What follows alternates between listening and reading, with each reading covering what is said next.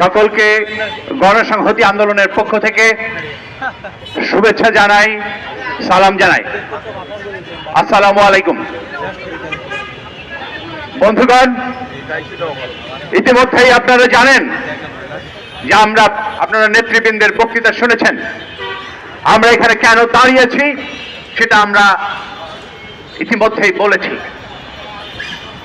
আজকে আমরা বাংলাদেশে বসবাস করছি এবং বাংলাদেশের সমস্ত মানুষ একটা নতুন স্বপ্ন দেখে 2024 সালের যে গণ অভ্যুত্থান তাতে অংশ নিয়েছেন, তাকে আজকে নানানভাবে নস্যাৎ করার চেষ্টা চলছে। বাংলাদেশের মানুষ বারবার লড়াই করেছেন। 1971 সালে লড়াই করেছেন, তার আগে 1000 বছর ধরে লড়াই করেছেন।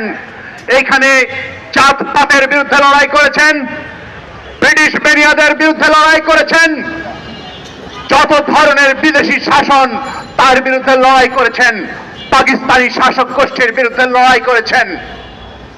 বাংলাদেশেও তারা একটা স্বাধীন রাষ্ট্র পত্তন করেছিলেন সাম্য, মানবিক মর্যাদা, সামাজিক ন্যায় বিচারের আকাঙ্ক্ষায়। কিন্তু সেই রাষ্ট্রকে একটা স্বৈরতান্ত্রিক রাষ্ট্রে পরিণত করা হয়েছে।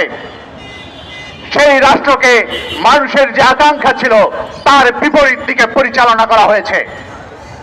ফলে 24 সালে নতুন করে বৈষম্য বিরোধী আন্দোলনের ভেতর দিয়ে সাম্যমৈত্রী স্বাধীনতার বাণী, সাম্যমৈত্রী সামাজিক ন্যায় বিচার, আমাদের যে মানবিক মর্যাদা, তার দাবি নতুন করে উত্থাপিত হয়েছে বৈষম্য বিরোধিতার আদলে।